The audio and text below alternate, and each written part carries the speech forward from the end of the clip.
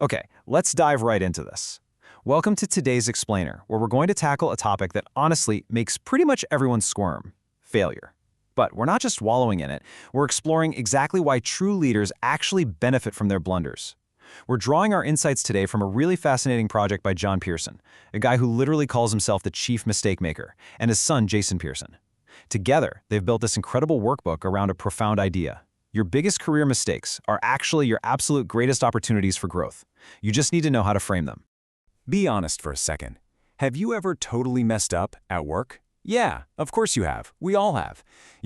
This explainer actually starts off with some really fun, relatable father-son banter.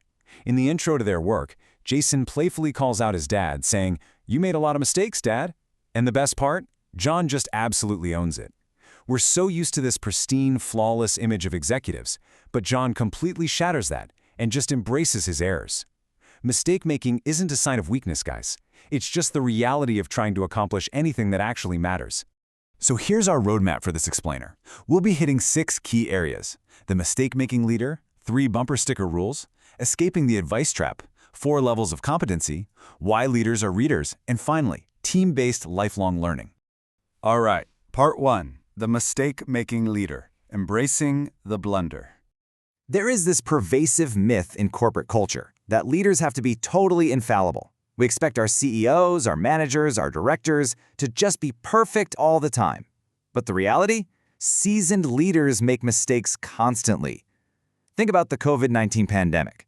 While most of us were doom scrolling, John Pearson used the lockdown as a distraction from the news to look inward. He literally sat down and documented 25 of his most memorable career mistakes. He realized that to truly master leadership, he needed to take a few more laps in what he calls the mistake pool.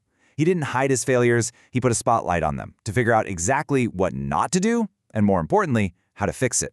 Funny little aside here, though. John admits that when he decided to highlight 25 chapters of mistakes, a few of his friends joked that he actually had enough material for his top 200 mistakes. But, limiting it to 25 definitely keeps it focused and actionable for the rest of us. Moving right along to part 2, 3 bumper sticker rules, the mistake processing framework. Now, John's wife, Joanne, championed this simple, completely repeatable framework for processing these blunders, and we call them the 3 bumper sticker rules. Think of this as your core engine for turning professional failures into lifelong lessons. Step 1. Here's a mistake I made in my leadership and management years. Just total transparency. Step 2. If I'd only read a book on that topic, maybe I could have avoided the mistake. And step 3. Here's what I learned from that mistake. The absolute crucial concept here is that every mistake is simply a gap in your reading. The literature out there is crammed with insights that can immediately solve your daily challenges if you just seek it out. Which leads us perfectly into section 3, escaping the advice trap, a real-world example. So, what does this actually look like in the real world? Well, John admits he used to think he was a remarkably above-average coach. But way too late in his career, he realized, scratch that, he discovered he was what he calls an advice monster. He was just constantly dispensing advice rather than truly guiding his team. It was through targeted learning that he discovered a real game changer, the AW question. That stands for "and what else?" By simply asking "and what else?" instead of just barking orders or telling people what to do, his entire coaching style shifted dramatically.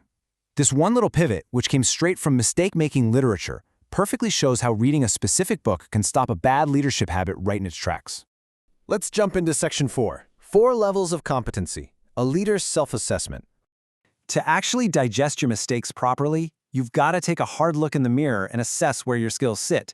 We break this down into 4 distinct levels. Level 1, I don't know what I don't know. You are completely blind to your gaps here.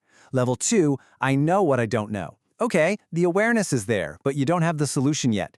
Level 3, I have an action plan to address what I know I don't know. Now you're actively working on it. And finally, level 4, I am knowledgeable, effective, and can mentor others. Keep in mind, leadership is a team sport. Literally no one, not even the most successful CEO in the world, is at a level 4 in every single competency. We all have blind spots. But wait, there's a pretty big caveat to this competency framework, and it's summed up perfectly by Donald Rumsfeld. He said, "The worst mistake is to have the best ladder and the wrong wall." Basically, all the competency in the world doesn't mean a thing if you're hyper-focused on the completely wrong goals or if you lack foundational truths. You really have to make sure your pursuit of efficiency isn't completely blinding you to actual effectiveness. All right, Section 5, Why Leaders Are Readers, the Ultimate Cure. This brings us to the core thesis of this whole explainer. If mistakes are just gaps in our knowledge, then the ultimate cure for mistake-making is becoming a dedicated, lifelong reader. Just look at this incredibly hard-hitting quote from former Secretary of Defense, General Jim Mattis. He writes, "If you haven't read hundreds of books, learning from others who went before you, you are functionally illiterate. You can't coach and you can't lead." Wow, functionally illiterate? That is a powerful way to frame it.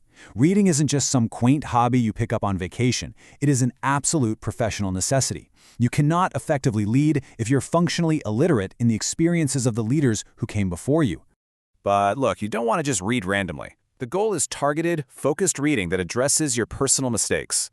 Drawing on Peter Drucker's famous rule that if you have more than 5 goals, you have none, John suggests a highly specific game plan. First, select just 5 of your biggest recurring mistakes to focus on. Then, go find and read at least one recommended book addressing those gaps immediately. From there, make a solid commitment to read 5 books over the next 12 months specifically targeted at those 5 mistakes. The magic number here? It's 5. Seriously, don't try to fix the whole shebang all at once. Don't set out to read 100 books this year if you haven't even read one yet. Deep dive into exactly 5 mistakes, find 5 books, and dedicate the next 12 months to mastering those specific gaps. And finally, Section 6, Team-Based Lifelong Learning, bringing it to the staff meeting. Digesting your mistakes and reading books to fix them shouldn't just happen in a vacuum. John structured his material not just as a personal memoir, but as a full-on team workbook. He was inspired by this brilliant axiom from Henrietta Mears: "A teacher has not taught until the student has learned." Think about it. Life change and organizational shifts happen best in small groups. If you're just reading a book alone in your office, sure, you might improve, but your organization stays totally stagnant. You've got to bring these lessons to your team. So how do we make this actionable without turning staff meetings into a snooze fest? Here's the plan. First, dedicate just 10 minutes of your weekly meeting to lifelong learning. Second, discuss 3 specific application questions related to a mistake or a book chapter. And third, this one is absolutely key, rotate the facilitating duties among the team. Buy multiple copies of whatever book you're studying and make a different team member lead that 10-minute segment each week. That way, everyone is forced to dive deep into the topic and actively participate in the learning process. Right at the end of their introduction, Jason jokingly asks his dad, "Was it a mistake to write this book?" And John, being perfectly self-deprecating as always, replies, "Probably." So I want to leave you with this provocative thought. Was it a mistake to watch this explainer? Or are you ready to stop being the advice monster? Embrace your blunders, look hard at your reading habits, and finally ask, and what else? Think about those 5 mistakes you need to fix, find the books that hold your answers, and bring your entire team along for the journey. Thanks so much for diving into this with me.